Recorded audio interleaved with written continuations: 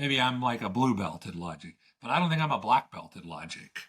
And there's people that are probably can apply logic much better than I can. Yeah. And and some of them died centuries ago, and yet they're still better at logic than we'll ever be. So, Yeah, and I was thinking about that the other day. I want to go on just a little different course, actually. You think about how in the heck did these, especially some of the Greeks, right, the early people, how the heck did they figure this stuff out? Because they didn't have computers, they didn't have this. But I think one thing they did have that we don't have is that they didn't have near as many distractions as we have. I mean, they didn't have airplanes flying over. They didn't have a lot of nonsense going on. They could literally just set for hours. I know I was reading a book on what's the guy's name? Da Vinci, and how he drew stuff. Actually, there was a story where he would just sit there and literally look at a plant leaf for like 10 hours with his notebook and just start drawing and thinking and looking at these patterns. I mean, who in the heck can sit and do something for 10 hours? I know I can. I get bored pretty easily.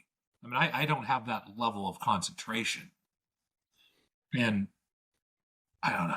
I I don't don't know. know, I do, but the problem is I get distracted with other things, right? So like I'll be watching TV at night and I'll go, I need to go into my office, sit down and just start writing stuff down, right? So Yeah, I've got half a dozen things in the last few days that I want to expand on in my thinking.